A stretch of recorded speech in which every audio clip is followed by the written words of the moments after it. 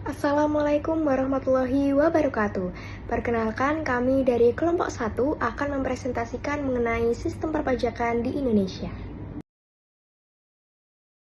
Pajak merupakan kontribusi wajib pajak orang pribadi dan badan yang bersifat wajib dan memaksa berdasarkan undang-undang untuk digunakan kembali oleh pemerintah dalam hal pengeluaran publik. Nah, sistem perpajakan itu apa sih? Jadi, sistem perpajakan adalah mekanisme yang mengatur bagaimana hak dan kewajiban perpajakan suatu wajib pajak dilaksanakan. Lalu selanjutnya ada perpajakan di Indonesia. Pajak di Indonesia menjadi salah satu sumber penerimaan bagi negara yang digunakan kembali untuk keperluan negara bagi sebesar-besarnya untuk kemakmuran rakyat. Nah, perpajakan di Indonesia diatur melalui pasal 23A UUD 1945 dan peraturan lainnya seperti UU Nomor 28 Tahun 2007 tentang ketentuan umum dan tata cara perpajakan. Lalu ada juga fungsi pajak, di mana di sini fungsi pajak dibagi menjadi 4. Yang pertama ada fungsi anggaran atau budgetary, di mana di sini pajak berfungsi untuk membiayai pengeluaran-pengeluaran negara yang bersifat rutin dan berkaitan dengan pembangunan nasional. Contohnya seperti penyediaan layanan fasilitas kesehatan, pendidikan, infrastruktur, serta pelayanan publik. Lalu yang kedua ada fungsi mengatur atau regulering, di mana di sini melalui kebijaksanaan pajak, pemerintah dapat mengatur pertumbuhan ekonomi negara. Contohnya seperti memberikan berbagai macam fasilitas keringanan pajak. Lalu yang ketiga ada fungsi stabilitas, di mana di sini pajak membantu pemerintah untuk dapat menjalankan kebijakan yang berhubungan dengan stabilitas harga, sehingga dapat membantu mengendalikan inflasi. Contohnya seperti meningkatkan bea masuk melalui PPN impor. Lalu yang keempat ada fungsi redistribusi pendapatan. Di sini penerimaan pajak akan digunakan kembali untuk membiayai semua kepentingan umum sehingga dapat membuka kesempatan kerja yang kemudian dapat meningkatkan pendapatan masyarakat. Contohnya seperti pembangunan fasilitas umum dan pembukaan lapangan pekerjaan.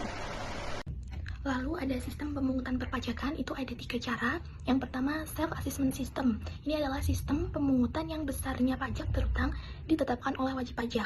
Di self-assessment system ini, wajib pajak sendiri yang menghitung, melapor, dan menyetorkan pajaknya. Yang kedua, ada official assessment system. Di sini yang menghitung pemerintah dan wajib pajak bersifat pasif. Yang ketiga ada withholding assessment system. Ini adalah sistem pajak yang mana memberi wewenang kepada pihak ketiga untuk melakukan sebuah pemungutan. Lalu ada jenis pajak. Jenis pajak berdasarkan lembaga pemungut itu ada 2. Pertama dipungut oleh pajak pusat, itu ada pajak pertambahan nilai, dan yang kedua pajak penghasilan. Yang ketiga ada bea materai. Lalu pajak yang dipungut oleh daerah itu ada pajak kendaraan bermotor, pajak hotel dan resto, lalu ada pajak hiburan. Selanjutnya berdasarkan sifat, ada pajak langsung dan tidak langsung. Untuk pajak langsung itu contohnya ada PPh. Pajak langsung itu ditanggung oleh wajib pajak sendiri. Lalu pajak tidak langsung itu bisa dialihkan ke pihak lain, contohnya ada PPN, seperti itu. Lalu ada NPWP dalam sistem perpajakan di Indonesia.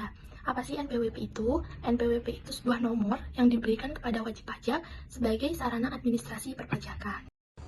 Selanjutnya, fungsi NPWP sendiri terbagi menjadi 3 bagian. Yang pertama, identitas resmi wajib pajak. Yang kedua, syarat administrasi dalam berbagai pelayanan publik, misalnya perbankan, kredit, dan perizinan usaha. Dan yang ketiga ataupun yang terakhir itu alat pengawasan dan penegakan hukum perpajakan. Hal ini sudah diatur dari dasar hukum yaitu UU Ketentuan Umum dan Tata Cara Perpajakan KUP nomor 6 tahun 1983, Yunto UU nomor 28 tahun 2007. Selanjutnya ada prosedur pendaftaran NPWP. Yang pertama, mengisi formulir pendaftaran bisa melalui online ataupun datang langsung ke KPP. Yang kedua, melampirkan dokumen pribadi seperti KTP untuk WNI ataupun KITAS atau kitab untuk WNA. Kemudian akta pendirian untuk badan usaha. Dan yang ketiga, NPWP diterbitkan dan diberikan oleh KPP yang sudah diverifikasi datanya.